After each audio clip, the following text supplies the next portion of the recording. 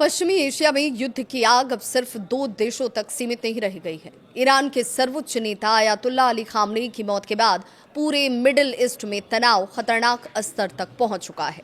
नमस्कार, मैं आपके साथ विभा उपाध्याय और आप देख रहे हैं न्यूज़ 18 बिहार झारखंड का डिजिटल प्लेटफॉर्म। सायरन की आवाज, आसमान में गूंजते धमाके और हर पल बढ़ता डर। लेकिन इस संकट के बीच सबसे ज्यादा चिंता भारत के हजारों परिवारों को सता रही है, क्योंकि उनके अपने लोग अभी भी UAE, Dubai, Qatar, Kuwait, Bahrain, Iran और इजराइल में फंसे हुए हैं। सोशल मीडिया पर लगातार ऐसे वीडियो सामने आ रहे हैं जहां भारतीय छात्र और मजदूर भारत सरकार से सुरक्षित वतन वापसी की गुहार लगा रहे हैं। दुबई में रह रहे दिल्ली के राजीव श्रीवास्तव की बात सिर्फ अकेली नहीं है। इन जैसे हजारों लोग हैं जो ये चाहते हैं कि उन्हें सुरक्षित अपने वतन यहाँ की सरकार लेकर आए। युद्ध शुरू होने के बाद शुरुआत के हालात सब कुछ सामान्य नजर आ रहे थे, लेकिन जैसे जैसे ईरान के धर्मगुरु की मौत की खबरें फैली, माहौल अचानक से तनावपूर्ण हो गया। अब हालात इतने बदल चुके हैं कि कई इलाकों में सुरक्षा गाइडलाइंस तक जारी कर दी गई हैं। खतरे वाले इलाकों में ऊंची इमारतों तक को खाली कराया जा रहा है और लोगों से सतर्कता बरतने को कहा गया है। इधर ईरान में हालात और भी ज्यादा भयावह बताए जाते हैं। दिल्ली के निजामुद्दीन के रहने वाले शाहिद की बात करें तो वो कहते हैं कि उनका भाई अफरोज वहां मेडिकल की पढ़ाई कर रहा है, लेकिन अब कई दिनों से वो बंकर और घरों में कैद होकर रह गए हैं। हर तरफ सिर्फ और सिर्फ अगर कुछ सुनाई देता है तो सायरन और धमाकों की आवाजें ही।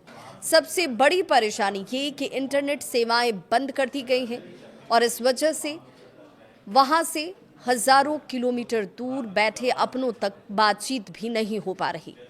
परिवार चिंतित है, बच्चों से संपर्क नहीं हो पा रहा और परिजन अपनों को सकुशल वापसी के लिए सरकार से गुहार लगा रहे हैं। शाहिद कहते हैं कि ईरान में हजारों भारतीय छात्र और मजदूर इस वक्त फंसे हुए हैं। कई छात्र तो पिछले कई दिनों से ठीक से सो तक नहीं पाए। उन्हें पता ही नहीं कि युद्ध खत्म होगा तो कब होगा और हालात सामान्य कब होंगे। ऐसे में उनके परिवार लगातार भारत सरकार से इस बात की अपील कर रहे हैं कि जल्द से जल्द फंसे हुए भारतीयों को सुरक्षित वतन वापस लाया जाए। कहानी सिर्फ एक परिवार की नहीं है। दिल्ली के लक्ष्मी नगर निवासी और एक दवा कंपनी के प्रबंध निदेशक विद्या भूषण भी इन दिनों गहरी चिंता में है, क्योंकि उनकी पत्नी और बच्चे अभी दुबई में फंसे हुए हैं। फोन पर बातचीत में उनके परिवार ने यह जरूर कहा कि आसपास धमाकों की आवाजें सुनाई देती हैं, डर लगता है और वो चाहते हैं कि वो अपने देश वापस लौट जाएं। प्रशासन लोगों को हालांकि घरों से बाहर न निकलने की बार बार सख्त हिदायत दे रहा है। इतना ही नहीं, वीडियो साझा करने पर भी रोक लगाई गई है और नेटवर्क लोड कम करने के लिए लोगों से कम बातचीत करने को कहा गया है। दिल्ली के शिया धर्मगुरु मौलाना कल्बे राशिद रिजवी कहते हैं कि ईरान में बड़ी संख्या में भारतीय छात्र मेडिकल की पढ़ाई करने के लिए गए हुए हैं। कुछ छात्र भारत सरकार की एडवाइजरी के बाद लौट आए, लेकिन अभी भी कई छात्र वहां फंसे हैं। इंटरनेट सेवाएं बंद होने की वजह से उनका परिवार इसे लेकर चिंतित है। इसी बीच ईरान में फंसी एक भारतीय छात्रा का वीडियो सोशल मीडिया पर तेजी से वायरल हो रहा है। इस वीडियो में छात्रा भावुक होकर भारत सरकार से मदद की अपील कर रही है। छात्रा कहती है कि वो हर पल अनिश्चितता का माहौल अपने आसपास देख रही है। विदेशी छात्र खुद को असुरक्षित महसूस कर रहे हैं। हालांकि भारतीय दूतावास लगातार हालात पर नजर बनाए हुए है।